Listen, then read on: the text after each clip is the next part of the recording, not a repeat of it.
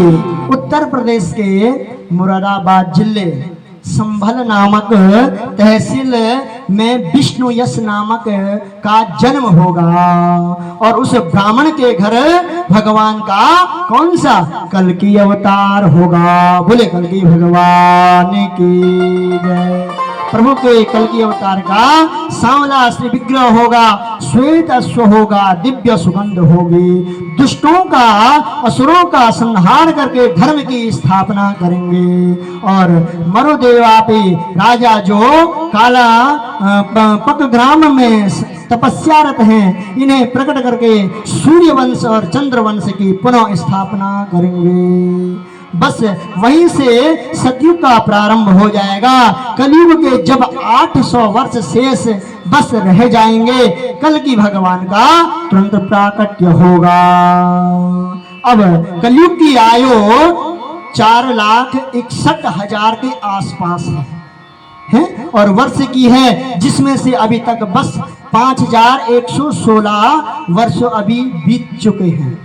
और श्री सुखदेव जी ने इसी भविष्य की घटनाओं का भी संकेत दिया और बोले परीक्षित अब अपने राम चलते हैं, समय पूरा हो गया। परीक्षित बोले हाँ हाँ, अब आप जाओगे तो आप ही, अब बोला आज ही मुझे तक्षक काटेगा। अब 7 दिन हो गए महाराज, अब मुझे तक्षक काटेगा, आज ही हमें मरना है। सुखदेव जी डांट करके बोले तू अभी भी यही सोच रहा है कि मैं मरूंगा मैं मरूंगा, इस पशु बुद्धि को तूने अभी भी त्याग नहीं किया क्या? अरे तुम्हारा ये घड़ा बनाया और जहां मिट्टी ने घड़े का स्वरूप बनाया कि घटाकाश अपने आप ही घोड़े में आ गया, अब किसी ने डंडा मारा और घड़ा फूट गया तो घड़ाकाश अपने आप ही महाकाश में बदल गया, न कोई आया न कोई गया। इसी प्रकार तो भी विशुद्ध ब्रह्म स्वरूप है। बोले अहम ब्रह्म परम धाम ब्रह्माहम परमम पदम।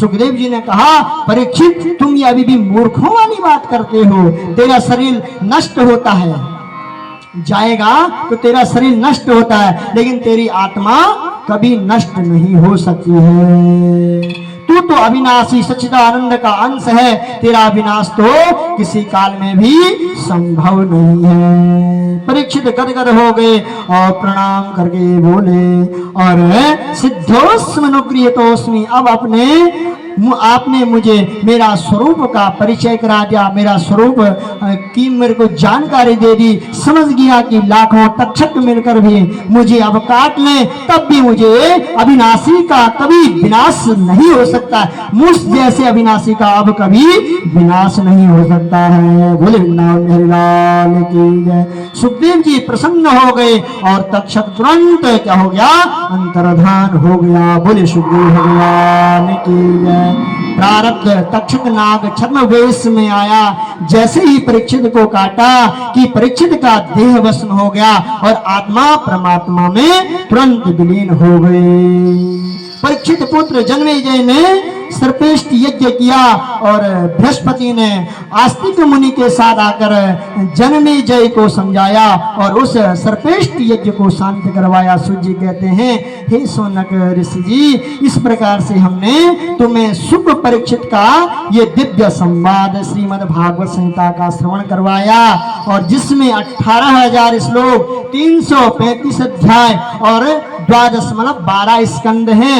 अब अंतिम श्लोक हम सब मिल करके गाएंगे। लास्ट श्लोक जो भागवत जी का है, आप और हम सब, पहले मैं बोलूंगा पुनः आप बोलेंगे।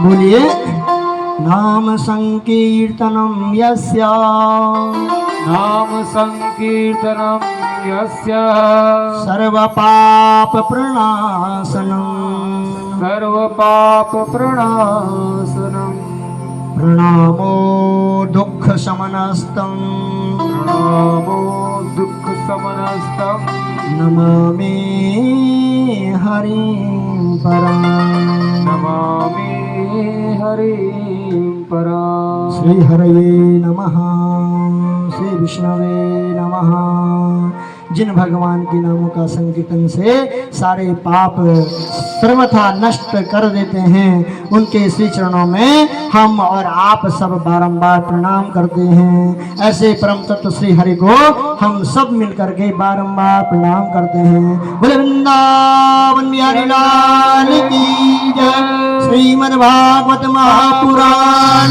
की जय, श्री नैमिषारण्य धाम की जय, श्री बद्री विशाल भगवान की जय, सभी भक्त जनों की जय, शंकर भगवान की जय, हनुमान जी महाराज की जय, लोकपाल लक्ष्मण भगवान